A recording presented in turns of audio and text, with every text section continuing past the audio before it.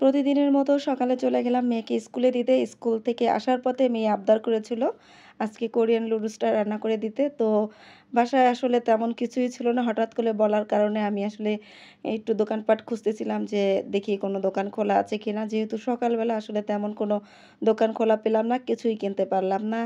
তো বাসায় চলে আসলাম। আমার ওকে স্কুল দিয়ে এসে আমার বাসার রান্নার কাজটাও কমপ্লিট করে আবার ওর টিফিনটাও রেডি করে নিয়ে আবার যেতে হয় স্কুলে।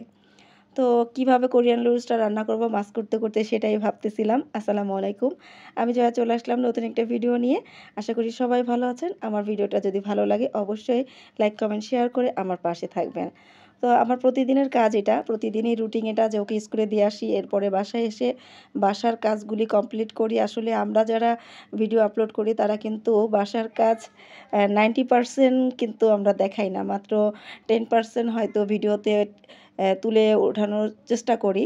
আর বাকি কাজগুলো কিন্তু দেখানো সম্ভব হয় না। কারণ সুযোগ হয় না ভিডিও করার। তো যাই হোক আমি মাছটা কমপ্লিট করে এখানে কোরিয়ান নুডলস রান্না করতে হবে আমার বাসায় যা ছিল তাই দিয়ে আমি আর কি চেষ্টা করলাম যাতে মেয়েটা আবদার করছে তার আবদারটা একটু রাখার চেষ্টা করলাম নিজের সাধ্য মতন। বাসায় যা আছে আর কি তাই দিয়ে কোরিয়ান নুডলস রান্না করতে গেলে কিন্তু অনেক কিছু দরকার। আমি এত সকালে আসলে কোনো দোকানপাট খোলা পেলাম না। যার জন্য আমি আসলে কিছু কিনতে পারলাম না। দোকানপাট খুলতে কিন্তু ১০টা ১১টা ১০টার মতো বাজে এইসব প্রোডাক্ট যে দোকানগুলিতে পাওয়া যায়। তো যাই হোক আমি বাসায় যে সয়া সস ছিল একটু, তারপরে চিকেন একটা মসলা ছিল ওটা দিলাম। আর লুডুসের যে মসলা সস ছিল আর হচ্ছে টমেটো সস এই দিয়ে আমি হচ্ছে গিয়ে ঝোল করে ওইভাবে রান্নার চেষ্টা করলাম। একটু অরিগানো ছিল তাও দিলাম। আর এখানে ডিমটাকে পোস্ট করে তারপরে হচ্ছে গিয়ে ওটার মধ্যে আর কি যেহেতু আজকে বাসায় চিকেনও নাই, কোনো মাছও নাই, সপ্তাহ শেষ আসলে। তো সেক্ষেত্রে আমি আসলে কি করব, মেয়ের আবদারও রাখার চেষ্টাও করলাম। ডিমটাকে পোস্ট করে এভাবে টুকরো করে কেটে তারপরে ডিমের সাথে আর কি মিক্স করে দেব। তো ছোট মেয়েরও খিদে লাগছে, ওরও খুব পছন্দ হয়েছে দেখলাম। ও খুব আগ্রহ করতেছে। তো ওর জন্য আলাদা একটা বাটি করলাম আর ওদিকে বড় মেয়ের জন্য টিফিন বক্সে ওরটা আলাদা প্যাক করে ফেললাম একসাথে। কারণ একটু পরে আবার বের হতে হবে। আমার হাতে এই সময় একেবারে সময় কম থাকে। এদিকে ঘরের সব কাজ গোছানো হয়, রান্নার কাজ মোটামুটি কমপ্লিট করি। আবার ছোট মেয়েটাকে খাওয়াই।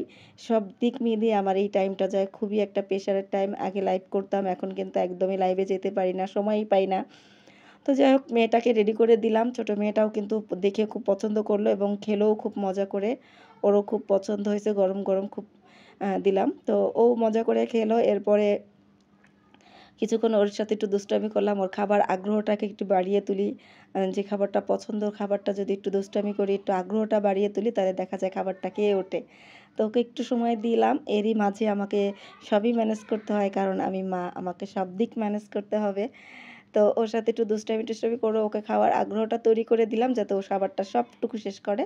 এদিকে মাছটাকে একটু ভেজে রেখে গেলাম ওর খাবারটা খেতে যাতে আমার মাছটাও ভাজা হয়ে যায়। আমি মাছটা ভেজে ওদিক দিয়ে বাকি সব কোটাকাটি গুছিয়ে রেখে আর কি চলে গেলাম মেয়ের স্কুলে। আর ভিডিও নেওয়ার সময় পাই নাই।